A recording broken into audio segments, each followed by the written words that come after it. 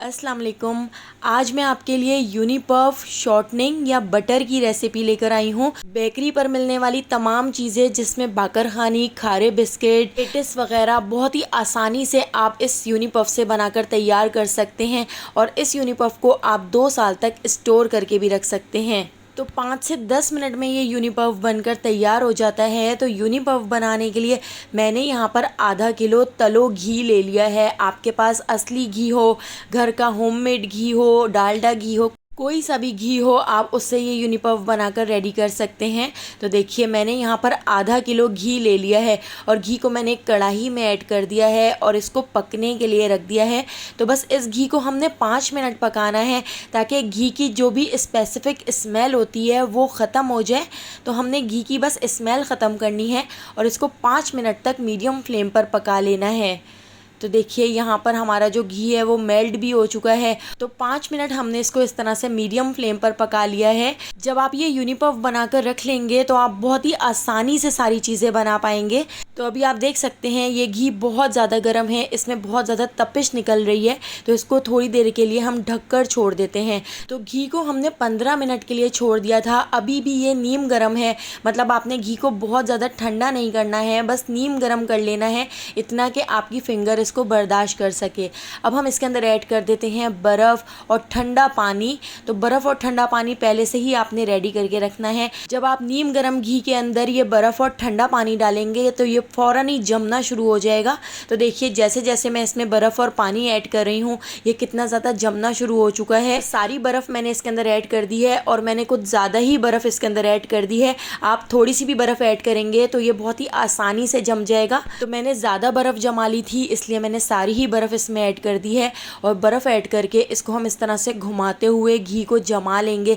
तो साइडों से जो घी आपको नज़र आ रहा है वो भी बिल्कुल थोड़ी देर में आप देखिएगा अच्छी तरह से इसके अंदर जम जाएगा। जैसे ही मैंने इसमें बर्फ़ ऐड की थी आप देख सकते हैं घी वाइट वाइट सा होना शुरू हो चुका है।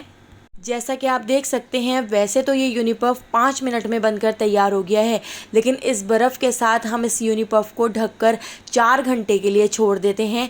4 घंटे के लिए छोड़ेंगे तो ये बहुत अच्छी तरह से जम जाएगा और बिल्कुल परफेक्ट हमारा यूनिपफ बनकर रेडी हो जाएगा। तो दोस्तों यहाँ पर मैं आपको याद दिलाती चलूँ, अगर आपको मेरी रेसिपी अच्छी लग रही है तो इसको लाइक करना बिल्कुल भी मत भूलिएगा और अगर रेसिपी अच्छी नहीं लग रही है तो आप इसको डिसलाइक भी कर सकते हैं, लेकिन कर ज़रूर दीजिएगा ताकि मुझे पता चल जाए कि आपको मेरी रेसिपीज़ अच्छी लगती हैं या मेरी रेसिपीज़ आपको अच्छी नहीं लगती हैं।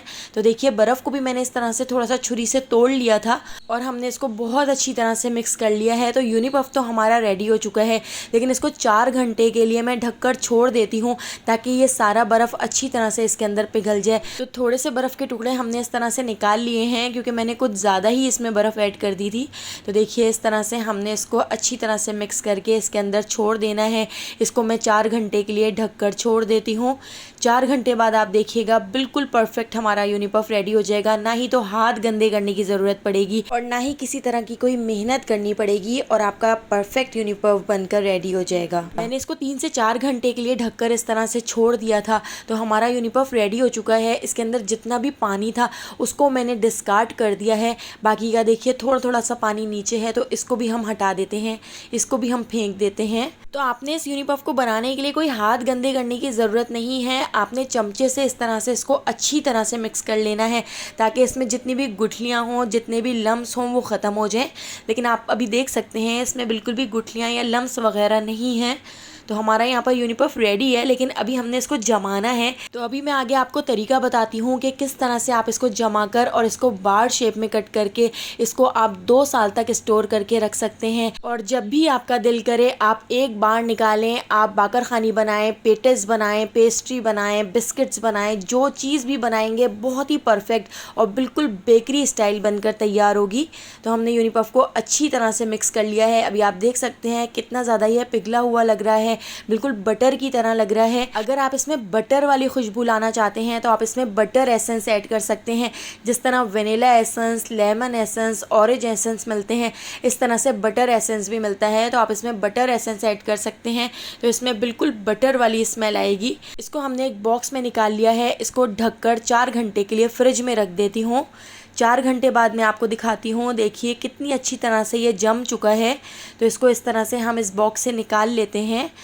इस बॉक्स से निकाल कर मैं इसको बार शेप में कट कर लूँगी और जब भी दिल करेगा मैं इसकी बहुत सारी रेसिपीज़ बनाकर रेडी कर लूँगी और वो सारी रेसिपीज़ मैं आपसे भी शेयर करूँगी। तो देखिए इस तरह से मैंने इसको जमा लिया था और इसको मैंने एक ट्रे के अंदर रख लिया है। इसकी हम इस तरह से कटिंग कर लेते हैं।